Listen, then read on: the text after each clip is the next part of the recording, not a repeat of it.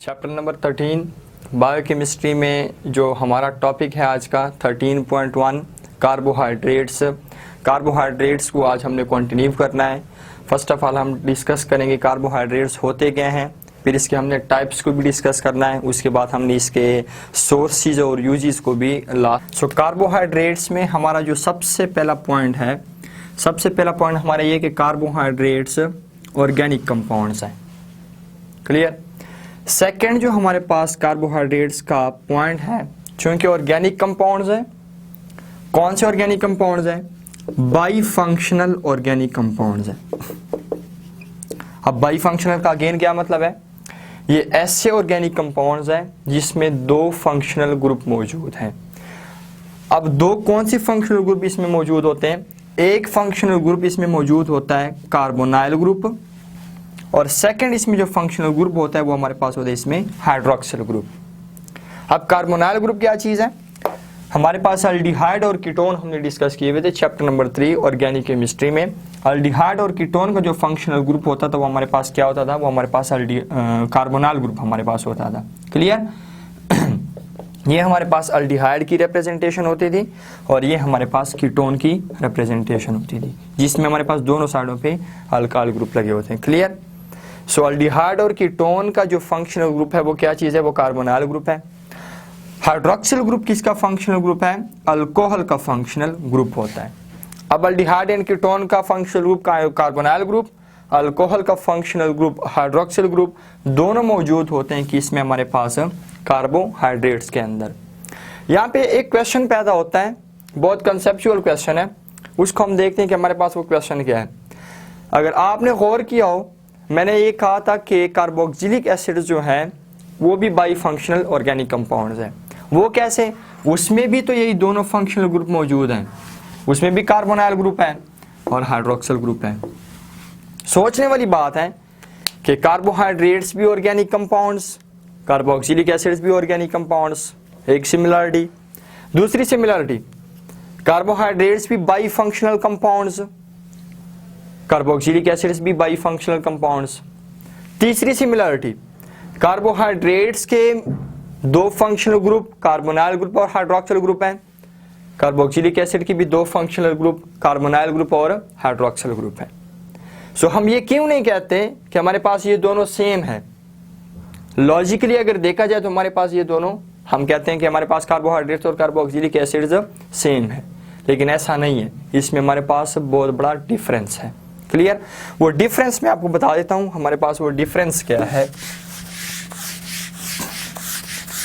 अगर आपने गौर किया हो, कार्बोक्सिलिक एसिड्स के हमारे पास ये जनरल रिप्रेजेंटेशन होती थी RCOO, हमारे पास यहाँ पे हाइड्रोक्सिल ग्रुप अटैच होता था। R में भी एनी अल्काइल ग्रुप, कोई भी अल्काइल ग्रुप हमारे पास हो सकता है। डिफरेंस मैं बताने लगा हूँ। कार्बोक्सिलिक एसिड में कार्बोनाइल ग्रुप भी है, हाइड्रोक्सिल ग्रुप भी है। कार्बोक्सिलिक एसिड्स में हमेशा हाइड्रोक्सिल ग्रुप जो होता है वो कार्बोनाइल ग्रुप के साथ ही अटैच होता है। बात क्लियर। कार्बोनाइल कार्बन हम इस कार्बन को कहते हैं जिसके साथ डबल बॉन्ड पे ऑक्सीजन अटैच होता है, सिग्मा बॉन्ड और पाई बॉन्ड के साथ। क्लियर। सो कार्बोक्सिलिक एसिड्स में हाइड्रोक्सिल ग्रुप जो होता है वो कार्बोनाइल ग्रुप के साथ ही अटैच होता है। क्लियर। कार्बोहाइड्रेट्स में बेशक नो डाउट दोनों यही फंक्शनल ग्रुप हैं, लेकिन वहां पे अगर आपने गौर किया है, वहां पे हमारे पास जो कार्बोनाइल कार्बन होता है वो कभी भी हाइड्रोक्सिल ग्रुप के साथ अटैच नहीं होता। ये हमारे पास या तो कार्बन के साथ अटैच होता है या फिर हमारे पास हाइड्रोजन भी एक इसके साथ अटैच हो सकता है। क्लियर। सो आप डिफरेंस को देखें, हमारे पास हाइड्रोक्सिल ग्रुप कार्बोहाइड्रेट्स में मौजूद है नो डाउट, लेकिन हाइड्रोक्सिल ग्रुप कार्बोनाइल कार्बन के साथ कभी भी अटैच नहीं होता कार्बोहाइड्रेट्स में, जबकि कार्बोक्सिलिक एसिड्स के अंदर हमारे पास हाइड्रोक्सिल ग्रुप जो होता है वो कार्बोनाइल कार्बन के साथ ही अटैच होता है। मैं जा रहा हूँ डेफिनेशन की तरफ। डिफाइन हम कैसे करते हैं कि कार्बोहाइड्रेट्स जो हैं ये हमारे पास मैक्रोमोलिक्यूल्स हैं। मैक्रोमोलिक्यूल्स, माइक्रोमोलिक्यूल्स, ये तो आपको पता होगा। मैक्रोमोलिक्यूल्स मोलिकुलर मास बहुत ज्यादा हमारे पास होता है, ये हमारे पास लार्ज मोलिक्यूल होते हैं। Micromolecules molecular mass, molar mass हमारे पास कम होता है, स्मॉल साइज मॉलिक्यूल्स होते हैं। सो कार्बोहाइड्रेट्स हमारे पास क्या चीज़ है, ये हमारे पास मैक्रो मॉलिक्यूल्स हैं। डेफिनेशन में ये पहला पॉइंट क्लियर हो जाता है।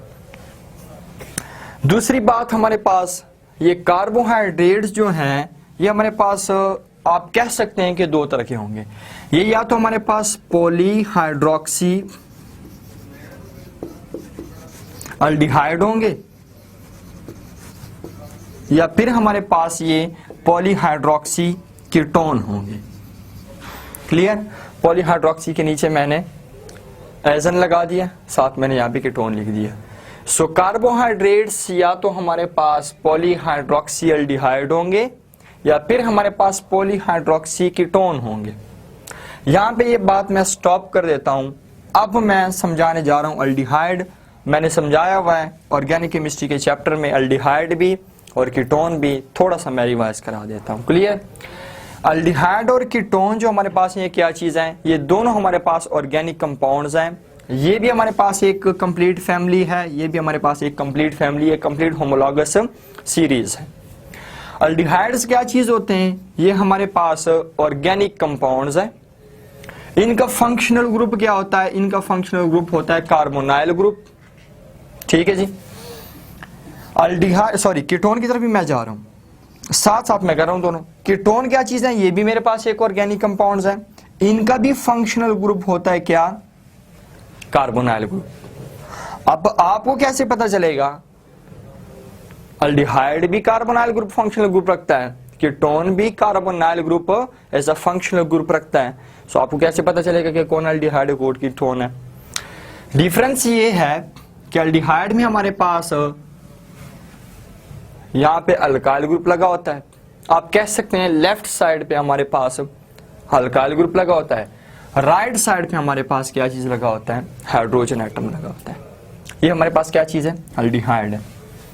अल्डिहाइड में कार्बोनाइल ग्रुप के लेफ्ट साइड पे अल्काइल ग्रुप, राइट साइड पे हाइड्रोजन एटम लगा होगा। ये जब आपके पास इस किस्म की डिस्क्रिप्शन होगी आप समझ जाएंगे कि हमारे पास क्या चीज है, अल्डिहाइड है हमारे पास। क्लियर है? एक यहाँ पे एक्सेप्शनल केस है अल्डिहाइड की फैमिली में, वो ये है कि कार्बोनाइल ग्रुप के हमारे पास दोनों साइडों पे हाइड्रोजन लगे हुए, अल्काइल ग्रुप नहीं लगा हुआ यहाँ पे। ये एक स्पेशल किस्म का कंपाउंड है और इस कंपाउंड को हम नाम देते हैं फॉर्मल्डिहाइड। और ये मतलब कि फ्लेवरिंग में बहुत ज्यादा यूज होता है जो फॉर्मल्डिहाइड का हमारे पास है। क्लियर? बाकी जितनी भी हमारे पास अल्डिहाइड होंगे, लेफ्ट साइड पे हमारे पास क्या चीज होगा, अल्काइल ग्रुप, राइट साइड पे हमारे पास हाइड्रोजन एटम होगा। क्लियर? अब मैं जा रहा हूं कीटोन की तरफ। कीटोन क्या चीज होंगे, कीटोन ऐसे ऑर्गेनिक कंपाउंड्स है जिनका फंक्शनल ग्रुप तो कार्बोनाइल ग्रुप है, लेकिन कार्बोनाइल ग्रुप के दोनों साइडों पे, लेफ्ट साइड पे भी राइट साइड पे भी क्या चीज होंगे, हमारे पास अल्काइल ग्रुप लगे होंगे। ये बहुत मेजर डिफरेंस है अल्डिहाइड और कीटोन में। क्लियर? जनरली आप कैसे पहचानेंगे, आप आइडेंटिफाई कैसे करेंगे, ये एक मेजर डिफरेंस है आइडेंटिफिकेशन के लिए कि आपके पास अल्डिहाइड में एक अल्काइल ग्रुप, एक हाइड्रोजन एटम, लेकिन कीटोन में दोनों आपके पास अल्काइल ग्रुप होंगे। क्लियर? अब ये अल्काइल ग्रुप हमारे पास सेम भी हो सकते हैं, ये अल्काइल ग्रुप आपके पास डिफरेंस भी हो सकते हैं, डिफरेंट भी हो सकते हैं। क्लियर? ये यहाँ पे हमारे पास बात क्लियर हो जाती है कि अल्डिहाइड क्या चीज है, कीटोन क्या चीज है। अब हम बात करेंगे दोबारा पॉलीहाइड्रोक्सी अल्डिहाइड क्या होता है। जैसे आपके पास यहाँ पे वर्ड आ रहा है पॉली मीन्स मैनी, मीन्स कि आप कह सकते हैं कि more than one. Hydroxy word derive किया गया है हाइड्रोक्सल से। हाइड्रोक्सल क्या होता है, OH ग्रुप को हम क्या कहते हैं, हाइड्रोक्सल कहते हैं, जो कि अल्कोहल का फंक्शनल ग्रुप है। क्लियर हो गई बात हमारे पास? सो कार्बोहाइड्रेट्स क्या होंगे, पॉलीहाइड्रोक्सी अल्डिहाइड, मीन्स के ऐसे अल्डिहाइड होंगे जिसमें more than one hydroxyl group लगा होगा। बात यहां पे हमारे पास क्लियर हो गई है। कार्बोहाइड्रेट्स ऐसे अल्डिहाइड होंगे जिसमें more than one hydroxyl group लगा होगा। क्लियर हो गई हमारे पास बात। या फिर कार्बोहाइड्रेट्स हमारे पास ऐसे कीटोन होंगे जिसमें more than one hydroxyl group लगा होगा, या तो पॉलीहाइड्रोक्सी एल्डिहाइड मींस के ऐसे एल्डिहाइड जिसमें more than one hydroxyl group लगा होगा, या फिर हमारे पास ऐसे कीटोन मींस के पॉलीहाइड्रोक्सी कीटोन, ऐसे कीटोन जिसमें more than one hydroxyl group लगा होगा। ये हमारे पास यहाँ पे बात क्लियर हो जाती है। क्लियर। सवाल पैदा होता है कि हमारे पास इसमें हाइड्रोक्सिल ग्रुप कहाँ पे लगा होता है। ये जो हमारे पास अल्काइल ग्रुप की चेन लेंथ होगी ना, इसमें कहीं ना कहीं हाइड्रोक्सिल ग्रुप लगे होंगे। मोनोसैकेराइड्स में हमें पता चल जाएगा कि कहाँ पे हमारे पास हाइड्रोक्सिल ग्रुप लगे होते हैं। क्लियर हो गई हमारे पास बात। So again I am telling you, carbohydrates या तो पॉलीहाइड्रोक्सी एल्डिहाइड या फिर पॉलीहाइड्रोक्सी कीटोन मींस के ऐसे एल्डिहाइड या ऐसे कीटोन जिसमें more than one hydroxyl group लगे होंगे। ये बात हमारे पास क्लियर हो जाती है यहाँ पे। अगली बात हम बात करते हैं कार्बोहाइड्रेट्स जो है इनका नेचुरल सोर्स क्या है। ये नेक्स्ट पॉइंट है हमारे पास। सो नेचुरली कार्बोहाइड्रेट्स प्लांट्स के अंदर सिंथेसाइज होते हैं। प्लांट्स के अंदर कैसे सिंथेसाइज होते हैं आप सब ने from the very first I think 3, 4, 5, 6, 7 class में भी फोटोसिंथेसिस का प्रोसेस है। आप सबने पढ़ा होगा फोटोसिंथेसिस का प्रोसेस। सो फोटोसिंथेसिस के प्रोसेस में क्या होता है, मैं जनरली आपको थोड़ा सा हाइपोथेटिकली समझा देता हूँ। हमारे पास ये रूट्स होती हैं प्लांट की। ये प्लांट्स की रूट्स क्या करती हैं, ज़मीन से मिनरल्स और वाटर को एब्जॉर्ब करती हैं। अब ये वाटर जो हमारे पास है ये जाइलम सेल्स के जरिए जाता है कहाँ पे, स्टेम के अंदर से, सॉरी स्टेम में हमारे पास जाइलम सेल्स होते हैं। जाइलम सेल के जरिए वाटर जाता है हमारे पास कहाँ पे, हमारे पास पहुंच जाता है किसमें, लीफ में। क्लियर हो गई बात। लीफ के निचले सरफेस पे छोटे छोटे होल्स होते हैं। ये मैं थोड़े छोटे छोटे होल्स बना देता हूं। इन होल्स को हम नाम देते हैं स्टोमेटा। क्लियर। आप सबको पता है कि प्लांट्स और हम ह्यूमंस या एनिमल्स जो हैं वो हमारे पास क्या काम करते होते हैं, एक्सहेलेशन इनहेलेशन का हमारे पास तबादला करते होते हैं। हम ऑक्सीजन इनहेल करते हैं, कार्बन डाइऑक्साइड एक्सहेल करते हैं। प्लांट्स कार्बन डाइऑक्साइड इनहेल करते हैं, ऑक्सीजन एक्सहेल करते हैं। मीन्स कि वो हमें प्रोवाइडिंग वाला काम कर रहे हैं, हम उनको प्रोवाइडिंग वाला काम कर रहे हैं। क्लियर हो गई हमारे पास बात। सो प्लांट्स के लीफ में क्या काम होता है, एटमॉस्फेयर से कार्बन डाइऑक्साइड स्टोमेटा के जरिए अंदर आ जाता है।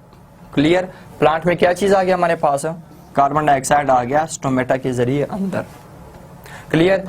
पानी हमारे पास कहां से आ गया, पानी हमारे पास आ गया रूट से जाइलम सेल के जरिए, ये हमारे पास वाटर आ गया। ये जो दोनों चीजें हैं प्लांट्स में, लीफ के अंदर एक ग्रीन कलर का हमारे पास स्ट्रक्चर होता है जिसको हम नाम देते हैं क्लोरोफिल। ठीक है। और प्लांट्स का ग्रीन कलर भी इसी क्लोरोफिल की वजह से होता है, ये भी हमेशा याद रखें। सो कार्बन डाइऑक्साइड स्टोमेटा के जरिए अंदर आ जाएगा, कहां पे जाएगा, क्लोरोफिल के अंदर। वाटर भी जाइलम सेल्स के जरिए रूट्स से आएगा, कहां पे आएगा, ये भी हमारे पास क्लोरोफिल के जरिए आएगा।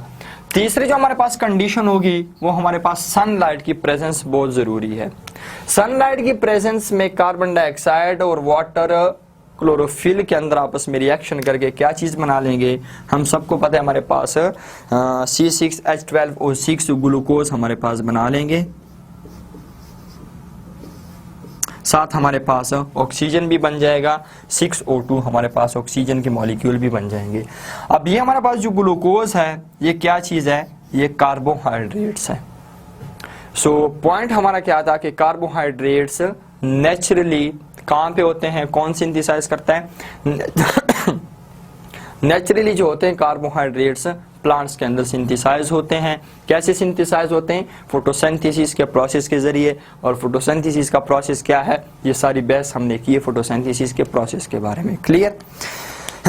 इसके बाद हमारे पास एक और पॉइंट है, कार्बोहाइड्रेट्स का जनरल फॉर्मूला क्या होता है। कार्बोहाइड्रेट्स का हमारे पास जनरल फॉर्मूला है CnH2ON, CnH2O और साथ हमारे पास N, जहां पे N जो हमारे पास है ये नंबर ऑफ कार्बन एटम्स को रिप्रेजेंट करेगा। क्लियर है हमारे पास बात। मोनोसैकेराइड्स के अंदर हमारे पास नंबर ऑफ कार्बन एटम्स को रिप्रेजेंट करेगा। जो भी यहाँ पे आप वैल्यू पुट करेंगे वही वैल्यू आप यहाँ पे भी पुट करेंगे। ये हमारे पास क्या चीज है, जनरल फॉर्मूला है बिल्कुल कार्बोहाइड्रेट्स का। क्लियर। इसके बाद तीसरी बात हमारे पास आती है कार्बोहाइड्रेट्स की क्लासिफिकेशन की। सो क्लासिफिकेशन हम 3 तरह से क्लासीफाई करते हैं कार्बोहाइड्रेट्स को। फर्स्ट ऑफ ऑल हमारे पास आएगा मोनोसैकेराइड्स, इसके बाद हमारे पास आएगा ओलिगोसैकेराइड्स और थर्ड वन हमारे पास आएगा पॉलीसैकेराइड्स।